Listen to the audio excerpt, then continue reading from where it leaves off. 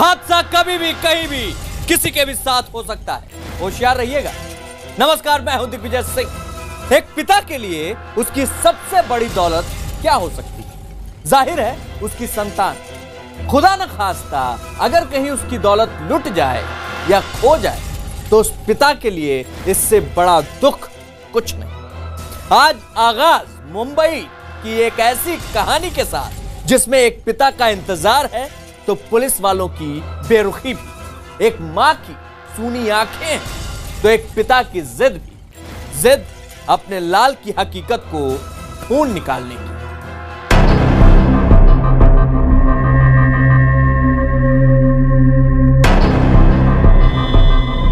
पिता का यकीन। ये जो सेल्फी लेके बीच में खड़ा ना सर, ये दिल मानता नहीं था, कभी भी नहीं मानता था ये दिल। ये सेल्फी कैसे लेगा सर? एक छोटा सा बच्चा सेल्फी नहीं ले सकता ना, पॉसिबल ही नहीं है। एक पिता की तकलीफ मैं भी कर रहा हूँ मेरे हिसाब से, मेरे पे एविडेंस तो बहुत है। पुलिस को मैं दे के अभी दिया हूँ तो फिर भी पुलिस कुछ कर नहीं रही है।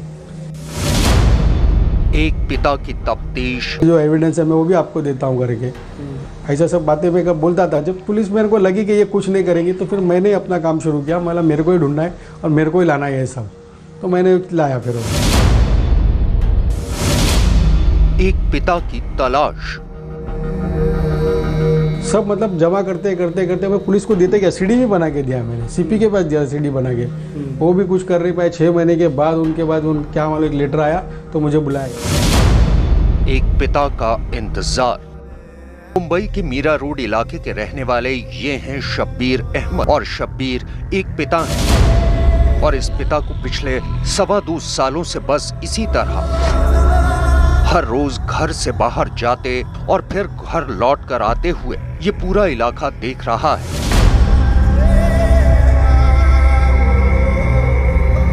ये खाना बदोश की तरह सड़कों पर भटकने के लिए नहीं घर से निकलते, ना ही इस शहर में उसे रोजगार की तलाश ने रास्ते की धूल फांकने को मजबूर किया, बल्कि ये तो समूचे शहर को झकझोरने के लिए निकलते रहे। लोगों की सोई हुई आत्मा को जगाने के लिए कदम बढ़ाते रहे। और हमारे मुल्क में पुलिस कैसे और क्या काम करती है ये बताने के लिए ये पिछले 2.25 सालों से धक्के खा रहे हैं। और जब आप इनका दर्द सुनेंगे तो वो दर्द आपको भी इनका हमदर्द बना देगा। इससे पहले हम भी शब्बीर के साथ उसके दर्द की गठरी लेकर शहर में भटकने के लिए निकले। पहले जरा इनके घर चलते हैं जहां शब्बीर की बीवी अपने उस बच्चे की तस्वीर देख रही है जिसके सच की तलाश में वो हर रोज घर से निकलते थे।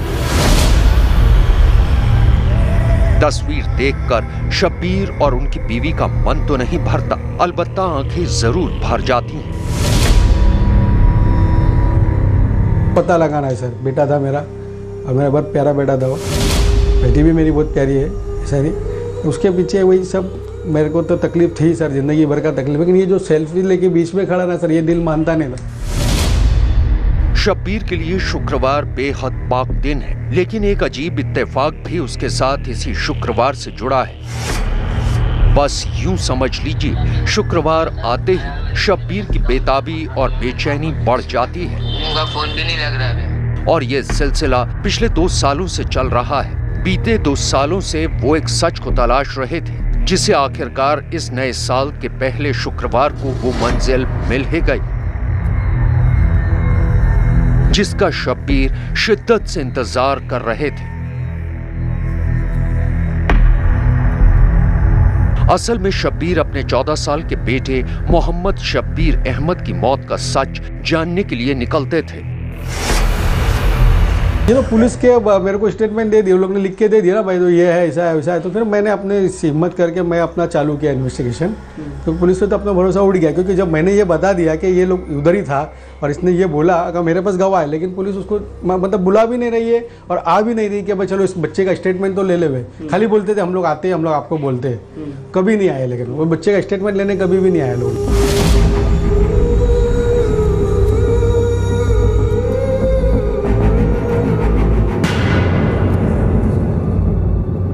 सवाल उठता है कि आखिर शब्बीर खुद क्यों सच तलाश रहे थे, जबकि शहर में पुलिस भी है।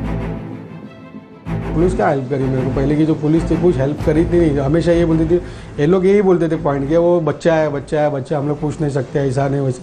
तो मेरे सामने पूछो ना, आपको सब एविडेंस देता हूँ मैं, बोला ये किधर थे क्या थे सब मैं बताऊँगा, और मेरे पास भी जो एविडेंस है मैं वो भी आपको देता हूँ करके, ऐसा सब बातें मैं कब बोलता था। जब पुलिस मेरे को लगी कि ये कुछ नहीं करेंगी तो फिर मैंने अपना काम शुरू किया, मतलब मेरे को ही ढूंढना है और मेरे को ही लाना है ये सब।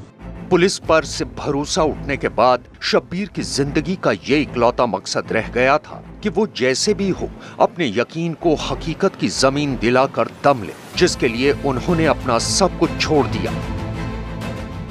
सब कुछ काम धंधा नहीं, कुछ नहीं, सब कर्जा हो गया दुनिया भर का। पैसे भी मैंने बहुत बांटे, ऐसा नहीं है, बच्चे लोगों को पैसे भी बहुत बांटे मैंने, पैसे भी देता था मैं। अब सवाल ये है कि आखिर शब्बीर के बेटे मोहम्मद शब्बीर के साथ क्या हुआ कि सच की तलाश एक मिशन बन गई। असल में वो हर रोज अपने मरे हुए बेटे के मामले में ऐसे सबूत ढूंढने निकलते थे जो साबित कर सके कि उनके बेटे की मौत हादसा नहीं बल्कि हत्या थी।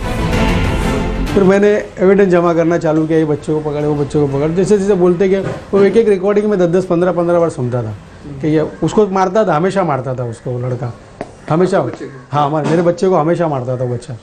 तो मैं गया 1-2 बार गया, मेरा साले का लड़का 3 बार गया उसके घर पे, बोले क्या को मारता है, थोड़ा डरा डाल, लेकिन वो नहीं, नशेड़ा था सब, नशा करने वाले बच्चे हैं सब। दरअसल मोहम्मद शब्बीर की मौत पर पुलिस हादसे की मोहर लगाने पर आमादा थी, जबकि शब्बीर का दिल इस पर यकीन करने के लिए राजी नहीं था। 2 बार दे दिए, लेकिन मैंने इस बच्चे का, और बहुत बच्चे ने बोला था मुझे कि भाई ऐसा हो ही नहीं सकता है, बोले ये सीन हो ही नहीं सकता है, बोले अब मोहम्मद ऐसा कर नहीं सकता है, बोले ये तो हमको भी कॉन्फिडेंस था, हमारे घर वालों को भी कॉन्फिडेंस था कि हमारा बच्चा ऐसा जाके बीच में खड़े रहकर कर नहीं सकता है, चल भी नहीं लेगा ये। तब पुलिस की ना सुनकर इस पिता ने अपने दिल की सुनी। इस पूरे मामले में हालांकि रेलवे जीआरपी ने एक एडीआर यानी कि एक्सीडेंटल डेथ रिपोर्ट यानी कि हादसा मानकर चल रही थी, लेकिन इस पूरे मामले में जो पीड़ित के पिता शब्बीर थे उन्हें बिल्कुल भी यकीन नहीं हो रहा था कि उनका बेटा सेल्फी लेने के लिए यहाँ पे आएगा और ये एक हादसा है। उनके पिता को पूरा यकीन था कि हत्याकांड है, पूरी प्लानिंग के तहत इस हत्याकांड को अंजाम दिया गया है। और आखिरकार शब्बीर की 2 साल की मेहनत कामयाब हो गई और उन्होंने अपने यकीन को हकीकत की जमीन तक पहुंचाकर ही दम लिया। कहते हैं दुनिया का सबसे भारी बोझ होता है बाप के कंधे पर बेटे का जनाजा। अब सोचिए इस बोझ के तले दबे एक बाप के लिए जमाने में धक्के खाना कितना मुश्किल रहा होगा, और वो भी तब जब हर तरफ सिर्फ मायूसी ही हाथ लग रही हो। तब इस बाप ने क्या क्या जतन किए अपने बेटे की मौत के उस सच का पता लगाने के लिए जो हादसे की शक्ल में उसके सामने आकर खड़ा हो गया था। शब्बीर और उसके परिवार के लिए ये तारीख महज एक तारीख नहीं थी, बल्कि वो मनहूस तारीख थी जब से इनके लिए वक्त थम गया था, क्योंकि इसी रोज शब्बीर ने अपने आंख के तारे मोहम्मद शब्बीर को हमेशा हमेशा के लिए खो दिया। खबर मिली कि 14 साल का उनका बेटा एक हादसे का शिकार हो गया, और वो भी उनके घर के पास ही रेलवे ट्रैक पर। हम लोग वो वसई में गए तो हमको, मैं पूछा भाई कोई ऐसा मेला विला क्या, तो उन्होंने बताया कि भाई 35 से 40 साल की एक बॉडी है। तो हमारा ध्यान गया नहीं, तो हम लोग क्या ट्रैक वगैरह, हमारे दिमाग काम नहीं किया उस टाइम पे। उसके बाद हम इधर आए तो हमारा FIR कर लिए थे उन्होंने। उसके बाद फिर 8 दिन के बाद, मतलब 4 दिन के बाद, 4 दिन के बाद हमको हमारी बॉडी मिली। अपने बेटे के हादसे की खबर ने शब्बीर और उनके पूरे परिवार को झकझोर कर रख दिया, और उस पर भी जले पर नमक छिड़कने का काम किया पुलिस ने। 7 दिन बाद शब्बीर को यह तो पता चल गया कि रेलवे ट्रैक पर उनका ही बेटा ट्रेन की चपेट में आया, लेकिन उसके साथ जो वजह सामने आई वो शब्बीर के गले से नीचे नहीं उतरी। कैसा करेगा मेरा बच्चा? उस ट्रेन की तो मैं हर फ्राइडे को शूटिंग करता ही था, और इस बार भी जाके वो, मतलब मैंने खुद अपनी सेल्फी निकाला उधर। मतलब कैसा होएगा ये? मैं इतनी आवाज़ देती ट्रेन के, आदमी हट जाएगा, वहाँ पे खड़े ही नहीं रह सकता। आप जाओगे तो खड़े ही नहीं रह सकते आप कोई भी। फिर भी मैंने अपनी शूट किया वो। तब शब्बीर ने तय किया कि पुलिस की बजाय वो खुद इस बात का पता लगाएंगे कि आखिर उनके लाडले के साथ हुआ क्या। वो हमारे को जमता नहीं था बात को, हमारे मतलब हमको सुकून चैन सब चले गया था। जैसे ऊपर में थोड़ा हमको सुकून लगा कि भाई ठीक है ये हुआ है, लेकिन वो हत्यारों को तो मिलना चाहिए सज़ा सर, ना तो कोई भी और भी करेगा ये। उसका जो दोस्त है जिसने लेके गया उसको भी सज़ा मिलनी चाहिए, उसके माँ बाप को भी मिलनी चाहिए, क्योंकि इन लोगों ने सब बहुत सारी चीज़ें छुपाई इन लोगों ने। शब्बीर जानते थे कि उनके बेटे के साथ कुछ गड़बड़ हुई है, लेकिन ये गड़बड़ किसने की और क्यों, इस बात का पता लगाने के लिए शब्बीर ने उन तमाम लोगों को खंगाल डाला जिनका हादसे वाले रोज उनके बेटे से वास्ता पड़ा था। क्योंकि मुझे जो लड़के ने जो बोला ना और उसके सब दोस्त लोगों ने, क्योंकि ये लड़का उधर ही था, ये कॉन्फिडेंट था कि उधर ही था, क्योंकि मुझे भी पता ही उधर था, लेकिन इसने पुलिस को नहीं बोला। लेकिन सारे लड़के ने मुझे बहुत लेकिन आगे कोई नहीं आ रहा था, मतलब कोर्ट पुलिस में आने कोई नहीं चाह रहा था, लेकिन मुझे बोला गया था कि ये लड़का उधर ही था अंकल, क्योंकि उस लड़के ने भी मुझे बता दिया था कि बोला अंकल इसने बोला चल मोहम्मद आ रहा है इसको मारते हैं, वही आरोपी ने। तो वो मैं लेके पकड़ के चला उसको, लेकिन ये पुलिस को स्टेटमेंट दिया कि मैं उधर नहीं था। शब्बीर ने अपने हक में सबूत इकट्ठा करने के लिए 100 से ज्यादा स्टिंग ऑपरेशन किए, तमाम सीसीटीवी फुटेज इकट्ठा किए, करीब 200 से ज्यादा लोगों से बात करके उनकी आवाज अपने पास कैद की और उन कैद आवाजों से सुराग तलाशे। 100 के ऊपर है मेरे पास रिकॉर्डिंग, सब 100 के ऊपर है, ऑडियो वीडियो सब मिला के ना 100 के ऊपर है। हर बच्चे को 2-2 3-3 बार भी पूछता था, मतलब एक हफ्ते में पूछा, फिर वापस से कुछ और बच्चा उसी टाइम नहीं बोल पाता ना कभी कभी, तो दूसरे बच्चों को पूछ ले, फिर दूसरे बच्चों को पूछ लेता, तो उसके दोस्त लोग को भी ऐसी मजाक मस्ती में पूछता था मैं, और मैं सब रिकॉर्डिंग करके वो पॉइंट जो है ना मैं 10-10 15-15 बार उस रिकॉर्डिंग को सुनता था मैं हमेशा, और मेरे दिमाग में घुसे रहता, ये ऐसा बोला, इसने ऐसा बोला, इसने ये पॉइंट बोला, तो उसको लेके सब मैं चलता था सर।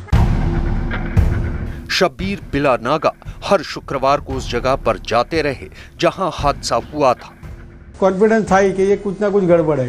हर फ्राइडे को जाके वहाँ खड़े भी रहता था, मैं शूटिंग भी करता था फ्राइडे को उस ट्रेन की, तो खींचता था मेरा लड़का मेरे को वहाँ पैसा, मतलब आज भी महसूस नहीं होता था। 2 साल की लंबी जद्दोजहद की उनकी शिद्दत से उन्हें तमाम सबूत मिल गए जो इस बात को साबित करने के लिए काफी थे कि असल में वो हादसा नहीं बल्कि कत्ल था। सेल्फी लेने में उसको पुश किया उसको लड़के ने, और जो लड़के ने जो लेके गया उसने हमको गुमराह किया 2 साल तक। उनके माँ बाप को सब पता है कि क्या हुआ क्या नहीं हुआ, उसमें इन्वॉल्वमेंट सब टोटल इन लोगों का है। ये लड़का और वो लड़का जो लेके गया उसका दोस्त, ये दोस्त तो था नहीं जिसने धक्का दिया, वो हमेशा उसके साथ झगड़ा करता था। तो ये मेन लड़का जो वो है और ये लड़का, ये दोनों का कुछ तो भी है इन्वॉल्वमेंट जो पुलिस को जो करना चाहिए। अभी मैं भी कर रहा हूँ, मेरे हिसाब से मेरे पे एविडेंस तो बहुत है। शब्बीर ने अपने सबूत पुलिस के साथ भी साझा किए, लेकिन पुलिस अपनी लकीर छोड़ने को तैयार नहीं थी, जबकि शब्बीर ने ये पता लगा लिया था कि उनके बेटे की हत्या कब, कैसे, किसने और क्यों की। इस पूरी कहानी में 14 साल के मासूम बच्चे की हत्या 4 नवंबर 2016 को होती है और पुलिस हत्या का मामला 4 जनवरी 2019 को दर्ज करती है। इस इत्तेफाक का यहाँ कुछ और, दोनों ही घटनाक्रम 4 तारीख को ही होते हैं। इस पूरी कहानी में एक और इत्तेफाक शुक्रवार का दिन है, क्योंकि शुक्रवार के दिन ही उस मासूम बच्चे की हत्या होती है और शुक्रवार के दिन ही पुलिस हत्या का मामला भी दर्ज करती है। इन दोनों इत्तेफाकों से ऐसा लग रहा है कि 4 तारीख और शुक्रवार का दिन पीड़ित परिवार के लिए कुछ अच्छी खबर लेके आने वाला था। आखिरकार 2 साल तक की गई शब्बीर की कोशिश रंग लाई। उनके इकट्ठा किए गए एक एक सबूत की रोशनी में ये बात साफ हो गई कि मोहम्मद शब्बीर की मौत हादसा नहीं बल्कि एक हत्या थी।